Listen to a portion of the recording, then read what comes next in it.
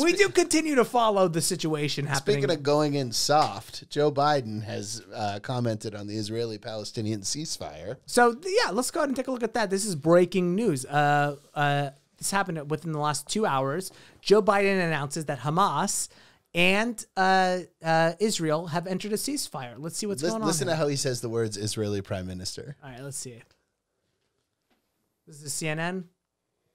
Yeah, that's all we watch here. Why does Wolf? Is that Wolf Blitzer at the far left? Yeah. Dude, he's looking bad these days. He's looking like an actual guy named Wolf. Wolf Blitzer is looking real bad these days. All right, let's see here. President is now walking over to the microphones. Let's listen to President Biden. I bet you that room looks like shit in Folks, person. I've just spoken with Prime Minister Netanyahu.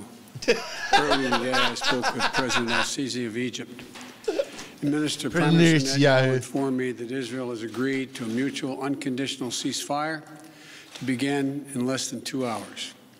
The Egyptians have now informed us. You think in those 2 hours they're just fucking nuking out Palestinian kids? Literally, they went, and one Al Jazeera showed rockets going off. Yeah. Netanyahu, I commended him for the decision to bring the current hostilities to a close within. To be fair, less than Al Jazeera 11 could days. just show like any rocket I also footage. emphasized what Fair I've said point. throughout this conflict. No props to Hamas, Fully huh? supports Israel's right to defend itself against indiscriminate rocket attacks from Hamas and other Gaza-based terrorist groups that have taken the lives of innocent civilians in Israel.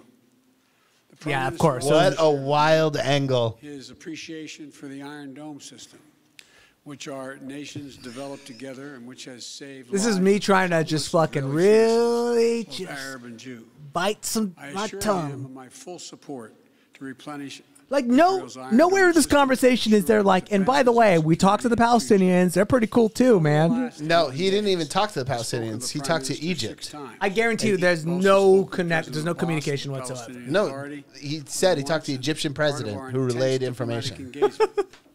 Oh, no, he did talk to the Palestinian Authority. He just won't talk to Hamas, though. He'll talk to the PA. For their incredible efforts to bring this about, this outcome that we're seeing. All right, turn this off. We don't need it.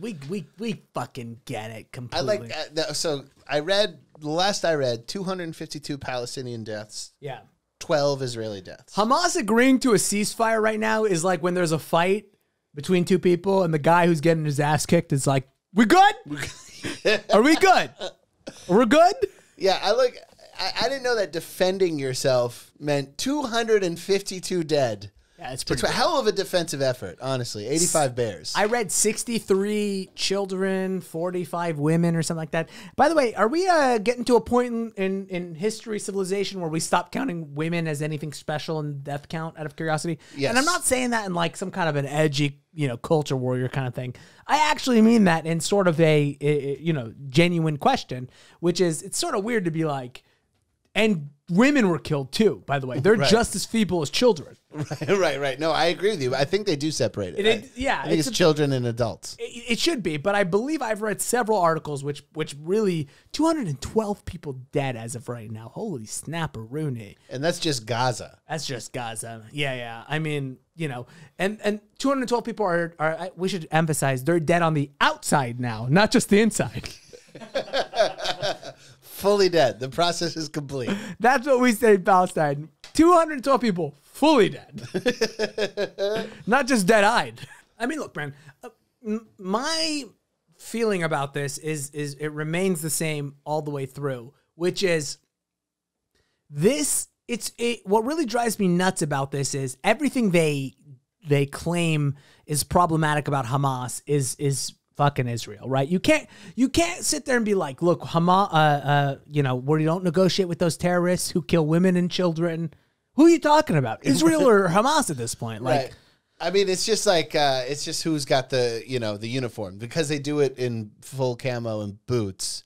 It's legitimate murder, and the other people look a little silly when they're doing it, so it's illegitimate. you put your fucking boot on someone's neck for fucking 50 years, and then they start flinging some rockets into your fucking, Well, Joe Biden framed it as if as if Hamas launched rockets what's the word?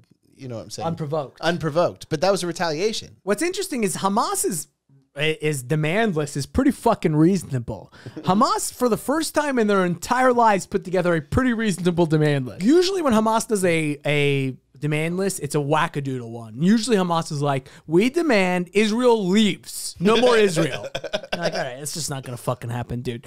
This run around, I think Hamas is demanding no more evictions in Sheikh Jarrah. Yep.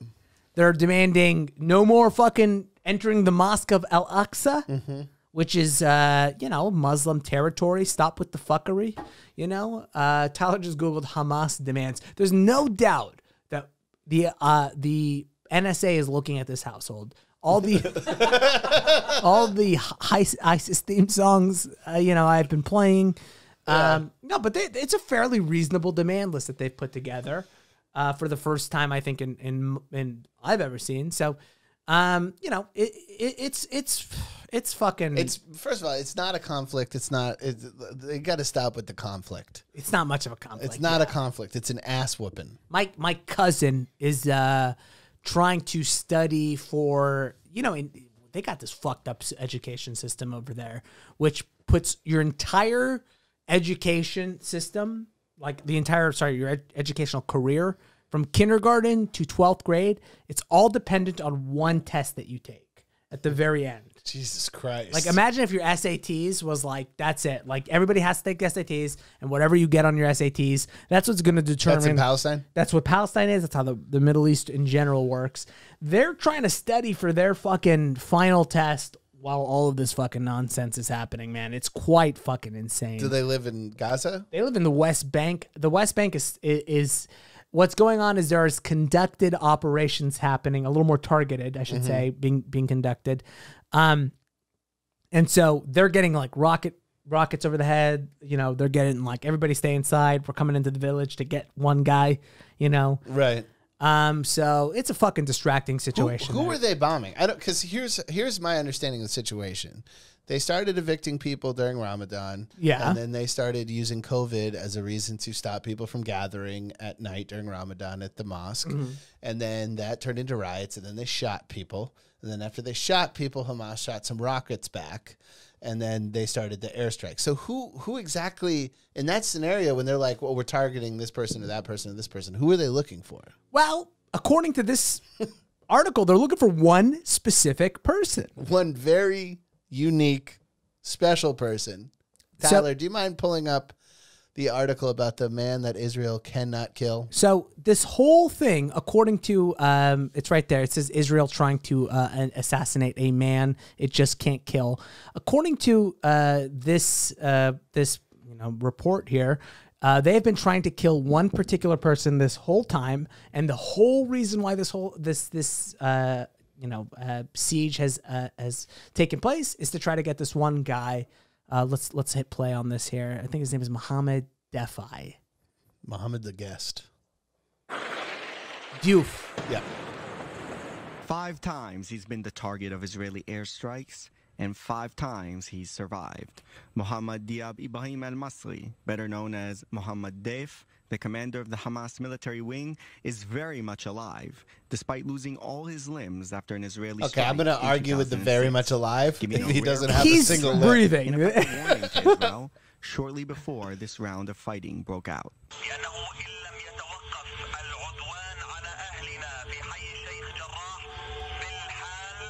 We will not stand idly by, and the enemy will pay a heavy price.